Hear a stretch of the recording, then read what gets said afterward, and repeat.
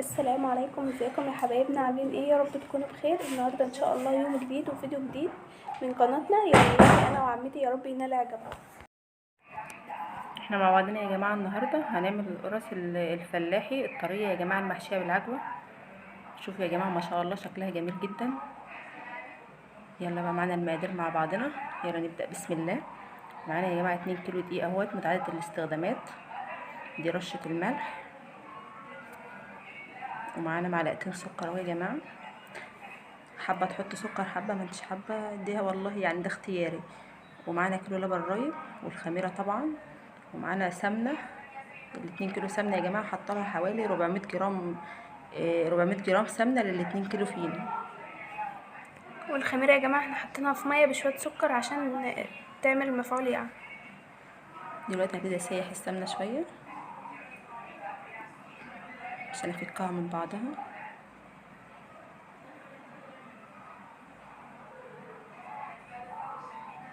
انزل بقى باللبن الرايب يا جماعه. اللبن الرايب بيبقى جميل جدا، بيخلي القرص والحاجات دي طعمها جميل. مش متوفر عندك عادي بلبن حليب برضو، ما توقفيش نفسك برضو على حاجه واحده. بس عايزه اقول لكم يا جماعه على حاجه بصراحه، يعني نجاح القرص بيكون في اللبن الرايب، بيخلي طعمها بيخلي حاجه طعمها تانية. جميل، بيوديها في حته تانية خالص.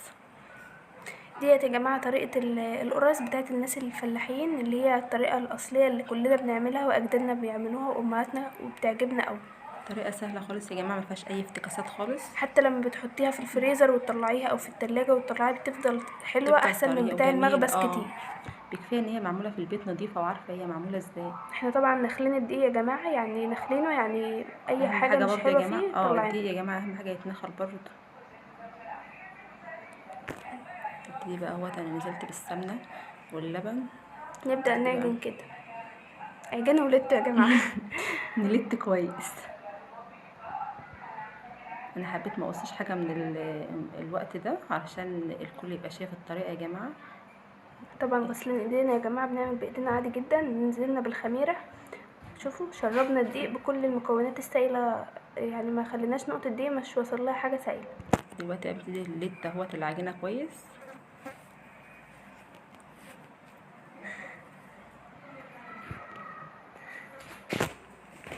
شوف العجينه معايا يا جماعه، العجينه كويسه، لا هي ملبن ما شاء لينه الله. ولا هي جامده، هي وسط كده جميله ما شاء الله. واحنا في الحر يا جماعة خدوا بالكم.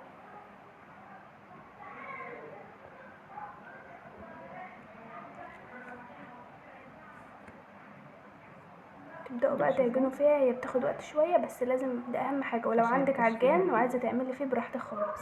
العجان اسهل طبعا واريح، ويوفر عليكي الوقت. بس انا حبيت اعملها كده يعني، عشان اللي مش متوفر عنده عجان ولا حاجه.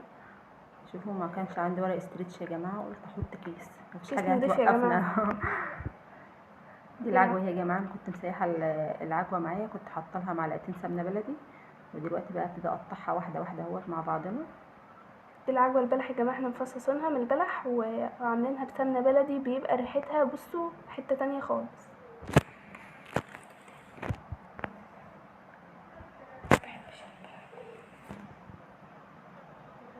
نعملها صوابع كده على حسب القرصه معانا. كده خلصت الكميه معايا اهيت. نبتدي دلوقتي بقى يا جماعه نقرصها، نعمل كرات كده. نقطع العجينة يعني على حسب الكمية اللي معانا.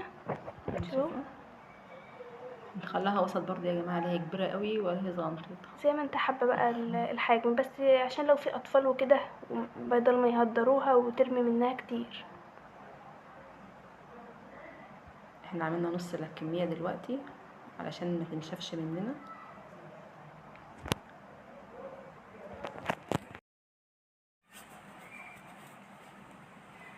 نبتدي بقى يا جماعه اهوت نحشي العجينه اهو معانا.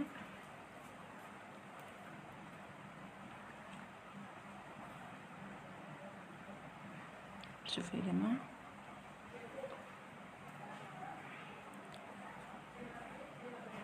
نحشي بقى واحده واحده كده. دي اللي هنعملها مدوره.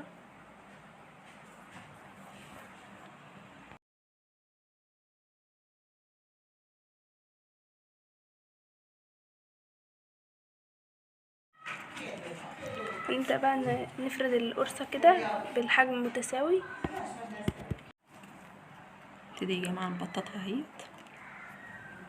بالحجم ده يا جماعة عشان تبقى حلوة في السواع.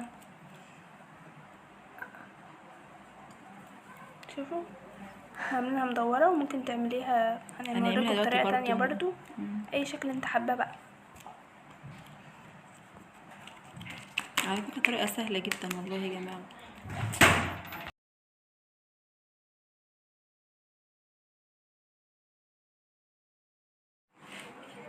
دي الطريقة التانية اهيت. هنفرد القرصة كده، دي سادة، القرصة سادة اهيت. هنجيب صابع الحشو ونحطه كده عشان نعملها شكل تحط هلالي الطبقة يعني. التانية عليه شكل هلالي.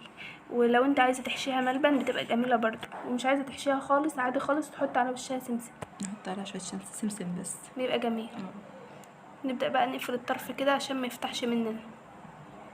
حلوة اوي، شبه معلش يا جماعة احنا طولنا عليكم الوقت ده، المقطع ده عشان يعني ايه البنات اللي لسه بتتعلم وكده. نبدأ نسويه في فرن البوتاجاز. تحطيها بقى تاخد يا دوبك لون من فوق ولون من تحت، وبتلاقيها استوت معاك على طول. تخش يا جماعة درجة حرارة 240، يا دوبك تاخد بس اللون من تحت. اللي تقعد قدام الفرن يا جماعة تاخد بالها كويس عشان هي ما بتاخدش سوا كتير يعني. ما شاء الله تاخد لون من تحت، تطلعي بقى تاخد شوفوا لونها من تحت جميل ازاي ما شاء الله. دي من غير فلاش ولا فلتر ولا اي حاجة يا جماعة، شكلها طبيعي وهشة وطرية اوي ما شاء الله. عجينتها ما شاء الله زي القطن ما شاء الله. ما شاء الله 2 كيلو. اعملوا كمية حلوة، فانت براحتك على الكمية اللي انت عايزاها تعمليها. يا ريت يا جماعة لو الفيديو عجبكم ما تنسوناش في اللايك والاشتراك في القناة عشان يوصل لكم كل جديد. مع السلامة. شاطرة يا موسى.